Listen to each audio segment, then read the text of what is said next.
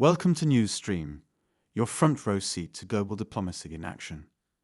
Today, President Donald Trump meets face-to-face with European Commission President Ursula von der Leyen in a pivotal moment for US-EU relations. With trade tensions high and the world economy watching closely, this meeting could mark a turning point in transatlantic cooperation or deepen the divide. Let's take you inside the high-level talks. In Scotland, and we thought we could cut things short and certainly travel distance, right, by having our meeting here. So we discussed options, and it's an honor to have the President of the European Union with us. Ursula's been really done a terrific job for them, not for us, but she's done a great job for them. And she's highly respected by us also. And we look forward to talking to see if we can do something.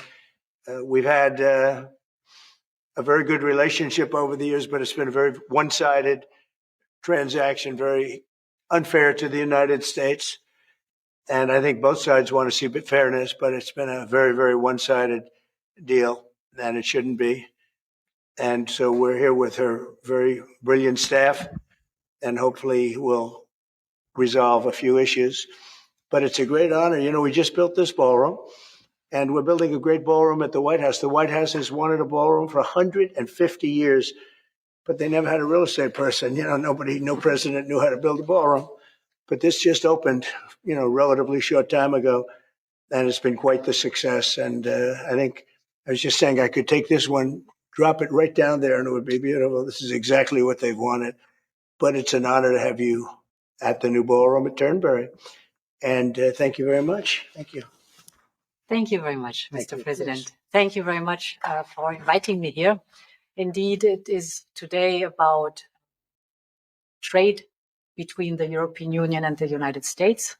We're together the two largest economies worldwide. Right. If you look at the trade volume, it's the biggest trade volume globally with $1.7 trillion among us. And if you look at our markets, it's a huge market, 800 million people, if you take the United States and the European Union. So I'm very much looking forward to the discussions we will have now. Our staff have done some of the heavy lifting, but now it's on us. Yeah. And you're known as a tough negotiator and deal maker. But fair. And fair. And what is in front of us? That's less important. If we are successful, I think it would be the biggest deal each of us has ever struck. So I'm very much looking forward. Ever struck by anybody? That's true. That's true. Right now we have that honor goes to Japan. We just struck a deal with Japan, as you know. And we're very close to a deal with China. We really sort of made a deal with China, but we'll see how that goes.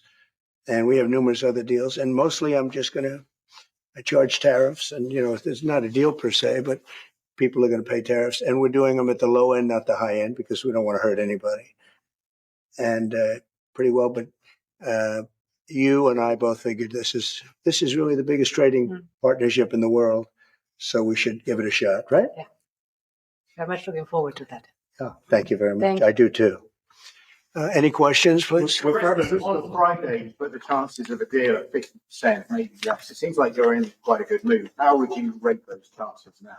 I'm actually not in a good mood, but I will tell you, I think the chances are, I think Ursula would say probably 50-50 of making a deal. I hope, I'd like to make a deal. I think it's good for both, but I'd say 50-50. And what would you say the main sticking? We have 3 or 4 sticking points. I'd rather not get in. We'll be discussing them. But I think the main sticking point is fairness. Please. Why you're in a bad mood? Is it a bad morning of golf, or why you're not in a good mood? No, the golf was beautiful. Golf can never be bad. Even if you play badly, it's still good. If you had a bad day on the golf course, it's okay. It's better than other days. But no, I think I look forward to this meeting. We've had a hard time with trade with Europe, very hard time, and I'd like to see it resolved. But if it isn't, we'll, have tariffs, and they'll do what they have to do. But we have a good chance of getting it resolved. We'll probably know in about an hour.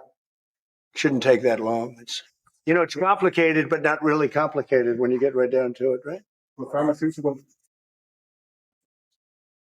No. The August 1st is there for everyone. The deals all start on August 1st. Most of the deals, other than steel and aluminum, which we've been getting 50% tariffs from, I guess, just about everybody, and those have come in, and we've taken in, hundreds of billions of dollars just on steel and aluminum. You've seen the numbers. We had a tremendous amount of money come in over the last month, and it's coming in, very rapidly, which is fair. We have a lot of steel mills and plants, aluminum mills and plants being built. We have a lot of AI being built, and we have a lot of auto plants being built or going to be built because they don't want to pay tariffs. So, if they don't want to pay tariffs, the best way to do it is just build your plant in the United States. Yes, please. In terms of opening the markets to American products? Well, they have to open up to American products. We're open to European products, and we have been for forever. I don't think we have, we just about don't have any, I don't think we have any product that we say you can't sell. I guess you could get a little bit cute with chips, but that's, a little bit different category too. No, Europe is very closed. We don't sell cars into Europe. We don't sell essentially agriculture of any great degree. They want to have their farmers do it, and they want to have their car companies do it. I'm not saying anything that nobody knows. We have a rough situation. If we want to sell cars in Europe, we're not allowed to. And as you know, they sell millions and millions of cars, Mercedes, BMW, so many different, Volkswagen, so many different cars, and so many millions of cars.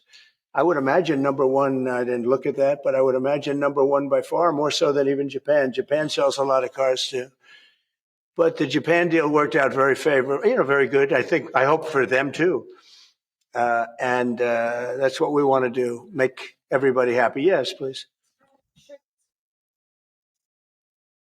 Say it. What did you say? Should Israel be doing more to allow food into Gaza? Well, we gave $60 million 2 weeks ago, and nobody even acknowledged it for food. And it's terrible. You really at least want to have somebody say thank you. No other country gave anything. We gave $60 million 2 weeks ago for food for Gaza. And nobody acknowledged it. Nobody talks about it. And it makes you feel a little bad when you do that. And, you have other countries not giving anything. None of the European countries, by the way, gave. Nobody gave but us. And nobody said, gee, thank you very much. And it would be nice to have at least a thank you. And I took a lot of heat. When I do that, a lot of people aren't happy about that because they say, well, why are we doing it and nobody else? But I think we had a humanitarian reason for doing it. What's going to happen? I don't know. I can tell you that Hamas, as I said, would happen at the end. We've gotten back a lot of hostages, a tremendous number of hostages, most of them.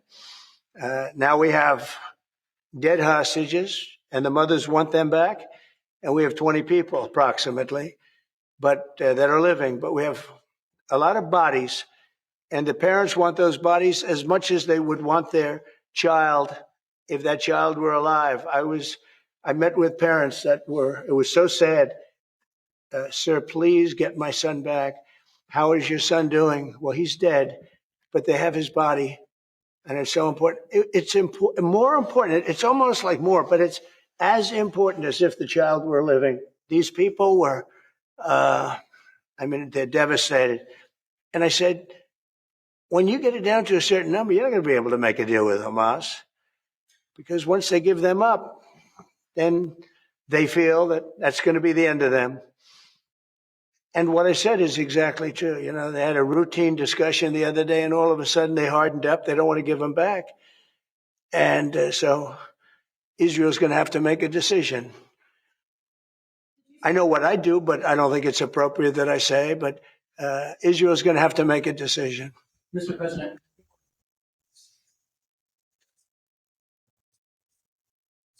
These images are still going. Many of them are much worse. Thinner children, starving.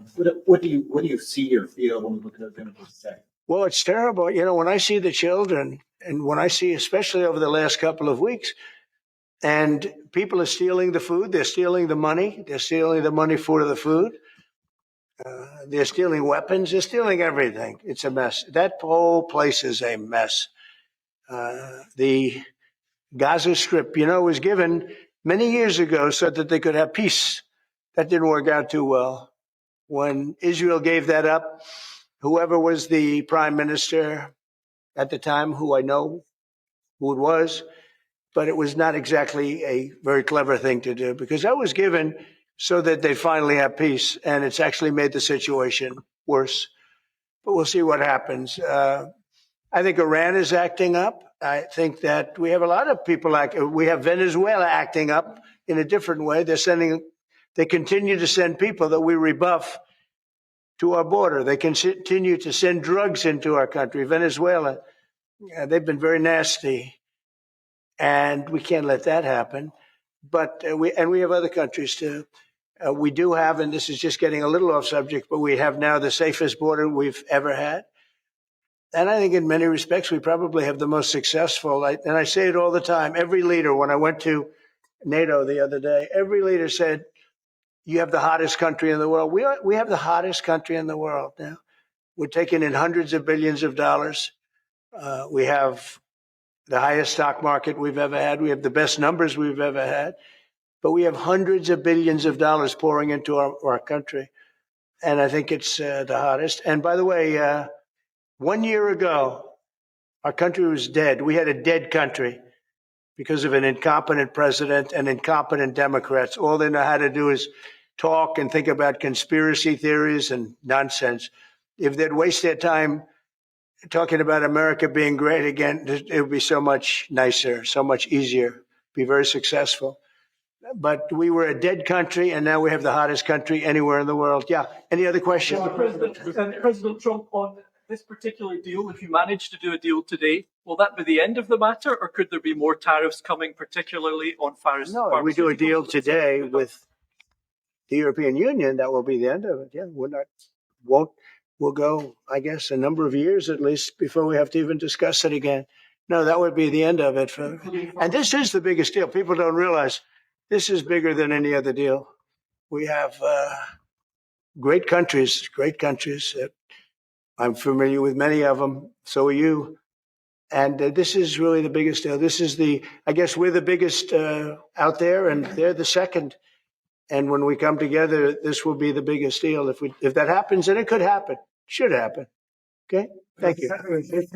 Will pharmaceuticals be part of today's? No, it won't. Pharmaceuticals will be, could be, we'll do something, but basically pharmaceuticals won't be part of it because we have to have them made in the United States, and we want them made in the United States. And I think it's easy to say, and I think it's important to say pharmaceuticals are very special. We can't be in a position where we're relying on other countries. Now, Europe is going to make pharmaceuticals, drugs, and everything else for us too, a lot, but we're going to have also our own.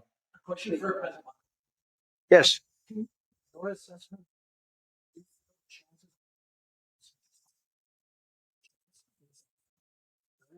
What would you say are those things for you? I think the president is right. We have a 50 to 50% chance to strike a deal. And indeed, it is about rebalancing. So you can call it fairness, You can call it rebalancing. We have a surplus. The United States has a deficit, and we have to rebalance it. We have an excellent trade relation. It's a huge volume of trade that we have together. So we will make it more sustainable. Mr. Trump, can you do better than 15% tariff rate with the EU? Better meaning lower? Yeah. No. Mr. President, return to Gaza. You're going to meet the British Prime Minister tomorrow. He's going to ask you to consider again peace talks between Israel and Hamas. Are you now saying there's no point? Well, we're meeting about a lot of things. We have our trade deal, and it's been a great deal. It's good for them and good for us. I think the UK is very happy.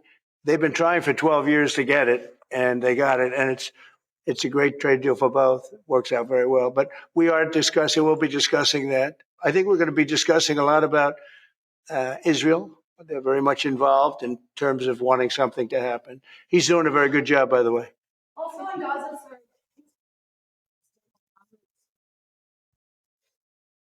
I talked to him, yeah, I did. I talked to him about a lot of things. I talked to him about Iran. I think Iran's been very nasty with their words, with their mouth. I think they've been very nasty. They got the hell knocked out of them, and I don't think they know it. I actually don't think they know it. They really do. The whole thing's a con job. We have a lot of con jobs going on. But Iran was beaten up very badly for good reason. We cannot have them have a nuclear weapon. But they still talk about enrichment. I mean, who would do that? You just come out of something that's so bad, and they talk about, we want to continue enrichment. Who would say that? How stupid can you be to say that? So we're not going to allow that to happen. We're not allowing that to happen. Talk about more aid to Gaza? Will I do more aid? Yeah. The U.S. is going to do more aid for Gaza, but we'd like to have other countries participate. We're going to mention that to the European Union today. That's an international problem. It's not a U.S. problem. It's an international problem. And we're giving a lot of money and a lot of food and a lot of everything. If we weren't there, I think people would have starved, frankly. They would have starved. And it's not like they're eating well. But a lot of that food is getting stolen by Hamas. They're stealing the food. They're stealing a lot of things. You ship it in and they steal it. Then they sell it.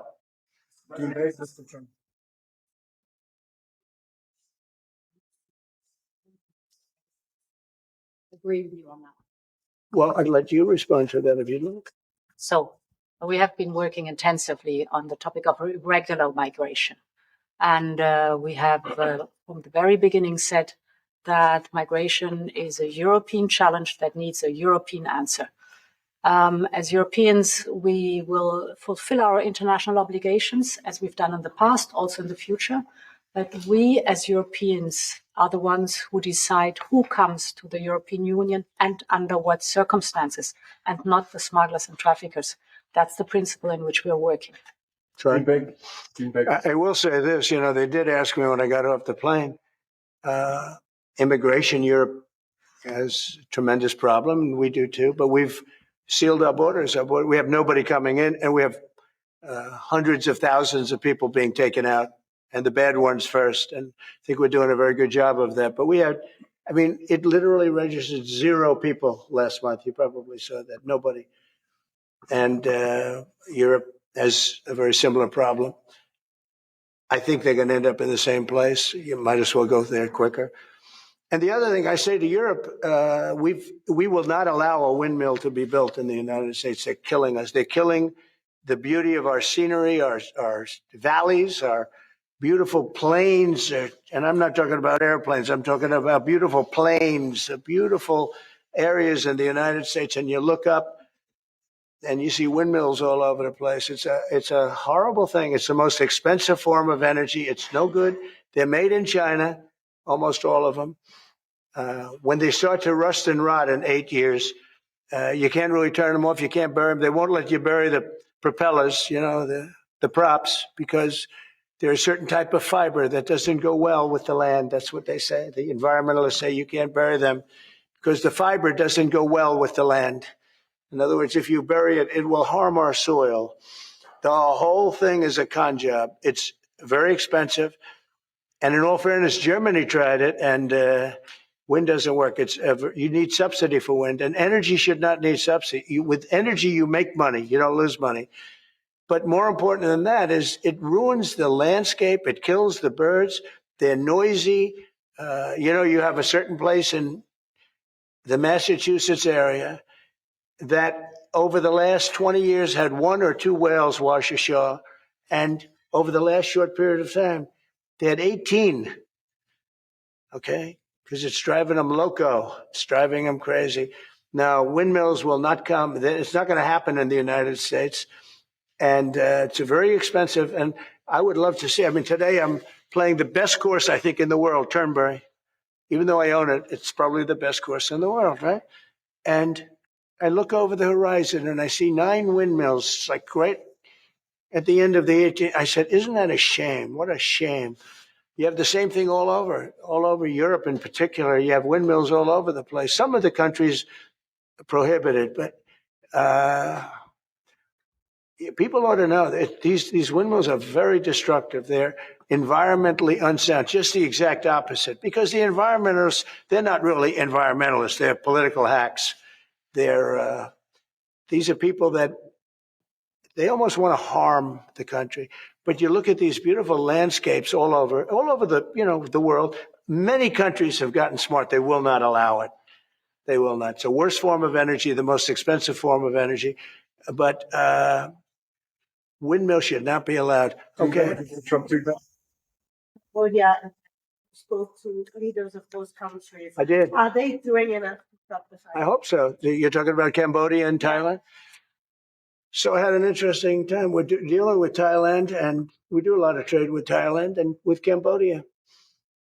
And yet, I'm reading that they're killing each other. They're fighting. They're in a war. And I say, this should be an easy one for me because I've settled with India and Pakistan, and Serbia and Kosovo was going at it, but they have for a long time, in all fairness. You know about that. And others, the Congo. And what's gone on there. That's been a horrible thing with Rwanda. That's been a horrible thing. 31 years, 7 million, 8 million people killed. Machetes all over the place.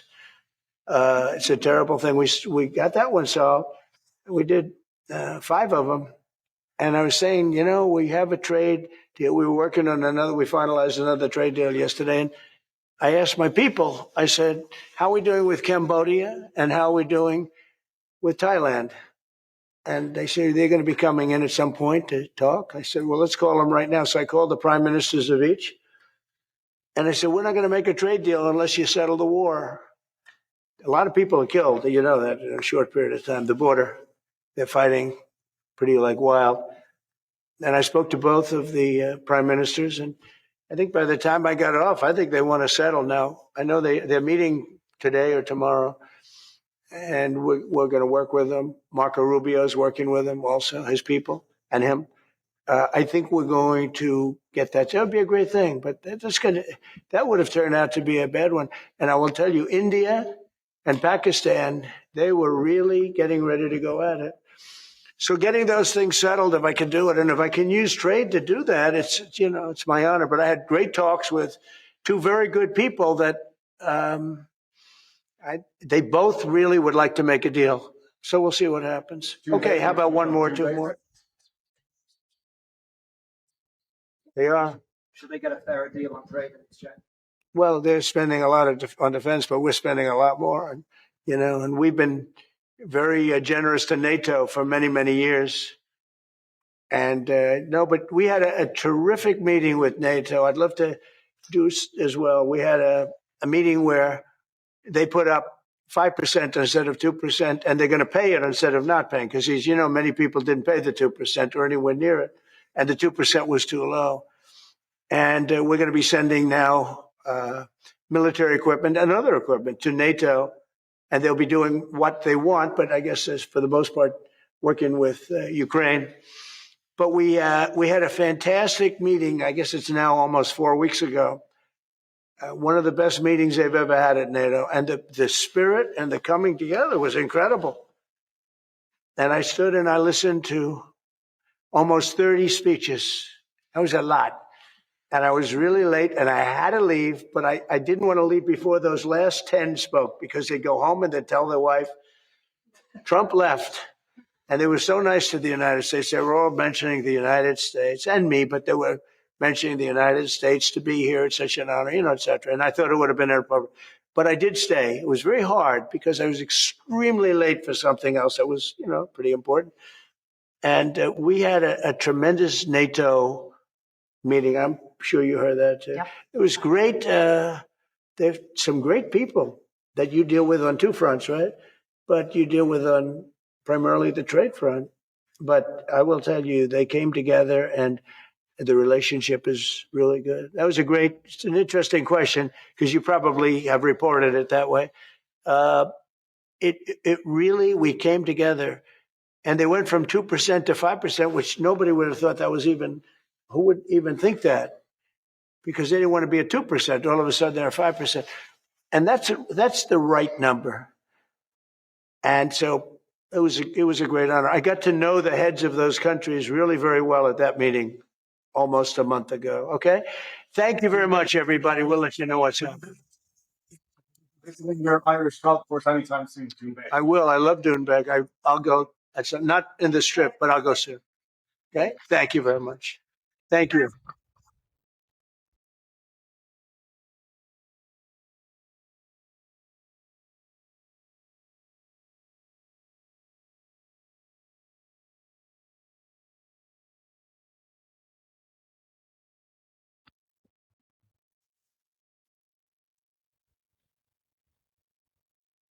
Thank you very much. So we have good news. We've reached a deal. It's a good deal for everybody, I believe. And I think you were saying this is probably the biggest deal ever reached in any capacity, trade or beyond trade. It is. It's a giant deal with lots of countries because, as you know, Ursula represents a lot of countries, not one country. It's not easy for you. That's because a lot of very different countries, great countries, but some are strong with cars, some are strong with agriculture, some are strong with both, right? You have a lot of different factors. So we're going to do the following. The European Union is going to agree to purchase from the United States $750 billion worth of energy. $750 billion worth of energy. They are going to agree to invest into the United States $600 billion more than they're investing already. So they're investing a large amount of money. You know what that amount of money is. It's very substantial, but they're going to invest an additional $600 billion. They're agreeing to open up their countries to trade at zero tariff. So that's a very big factor. Opening up their countries, all of the countries will be opened up to trade with the United States at zero tariff.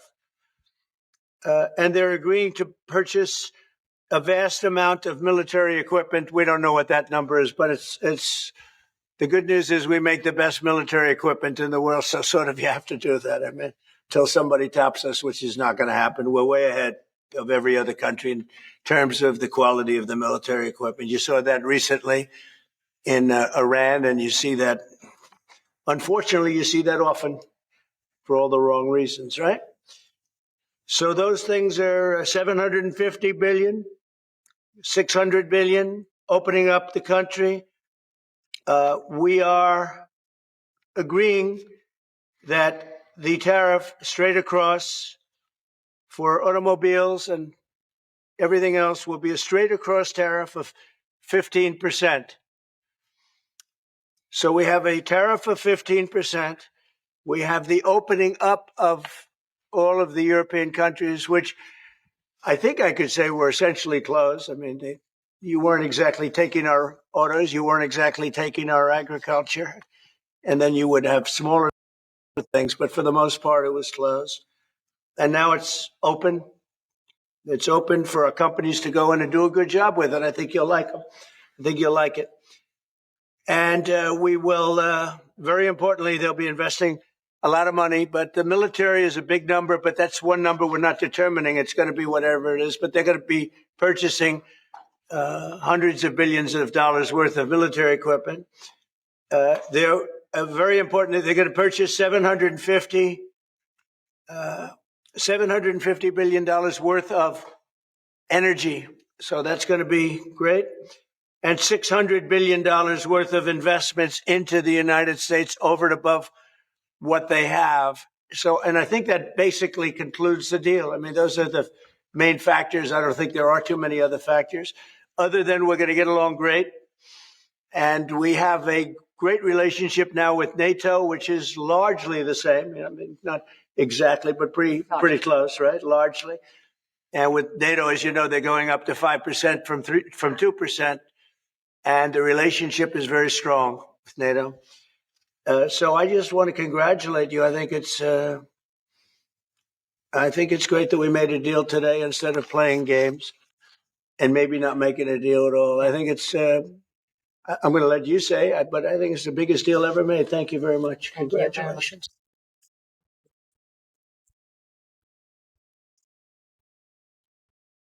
Yeah, thank you. We have a deal. We have a trade deal between the two largest economies in the world. And it's a big deal. It's a huge deal. It will bring stability. It will bring predictability. That's very important for our businesses on both sides of the Atlantic. It's 15% tariffs across the board, all inclusive. The investments Mr. President just described, that going to go to the United States and the purchases over there. Indeed, basically the European market is open. It's 450 million people. So it's a good deal. It's a huge deal. Yeah. Was tough negotiations. I knew it at the beginning, and it was indeed very tough, but we came to good conclusions for both sides. So again, congratulations and many thanks. Thank you very much. Thank you. You have any questions? Deals and European Union come there. I think we both wanted to make a deal. You said something that is very important. It's going to bring us closer together. I think this deal will bring us very close together, actually. Sort of, it's a partnership in a sense, but it's a very good point, and it's something that's very important. Get over the hurdle. One. No, we had 4 or 5. No, not pharmaceuticals. I mean, we're going to be, as you know, a lot of companies are coming into the U.S., and that's unrelated to this deal. But it's, I think we this didn't just start today. We had a meeting. I wasn't sure. I said 50-50. I think you probably felt the same thing. But this started months ago, this negotiation. So we knew pretty much what we were getting into. And we were able to make a deal that's very satisfactory to both sides. So it's a very powerful deal. It's a very big deal. It's the biggest of all the deals. It will be the biggest of all the deals. So we're very honored to have done so. And your staff has been fantastic, and they've worked together long and hard. They worked hard and long, and many thanks to the teams on both sides. It was, as I said at the beginning, a heavy lifting you had to do. But many thanks also for the talks we had many times on the way to our goal. And now we made it. And that's good. It's really good. Anybody else? Yes, ma'am. I have a question for the EU Commission President. What are the U.S. concessions? What is the U.S. giving up in the deal, if anything? So the starting point was an imbalance, a surplus on our side and a deficit on the U.S. side. And we wanted to rebalance the trade relation. And we wanted to do it in a way that trade goes on between the two of us across the Atlantic, because the two biggest economies should have a good trade flow between us. And I think we hit exactly the point we wanted to find. Rebalance, but enable trade on both sides, which means good jobs on both sides of the Atlantic, means prosperity on both sides of the Atlantic. And that was important for us. And again, the energy is a very important component because we have more energy than anybody else in that sense. And I think it was very wise that they buy a lot of energy, and it's great stuff, and it solves a lot of problems. So that was a great decision, I think. What about steel? What have you agreed? On what? Steel is staying the way it is. The steel and aluminum, et cetera, et cetera. That's a worldwide thing. That stays the way it is. How about chips? Do you discuss that as part of the agreement? Chips? Chips is Howard, you might want to describe the chips, please, if you would. Well, the expectation is in 2 weeks' time, we're going to come out with our chips 232, and that was one of the key reasons that the European Union came to talk to the president to try to resolve all things at one time. And well, I'll let you wait for the 2 weeks until you get to announce your plan. But we are going to be bringing chip manufacturing back to the United States of America. We'll be doing a lot of chips. A lot of companies are coming in from Taiwan and from other places into the U.S. And they're doing that in order to avoid tariffs. And the president really avoided the tariffs in a better way for them, much better way, much more conclusive. I think probably much more profitable, definitely much more profitable, and got a lot of benefit from it. So it was a very interesting negotiation. I think it's going to be great for both parties. I think your various countries are very happy about this. Is there an industry in the U.S. that you see maybe having the first impact of getting into this market that was not accessible before, whether it's auto or what's the first call you made? Yeah, I think cars. Cars basically were not invited. Were not. I don't know if the word is not allowed or just you just kept them out somehow, right? But cars will be. We have some cars that do terrific business and we do really well with the pickup trucks, with the SUVs. We have some great things. And I think the people of Europe will have some diversification. I think that'll make them happy.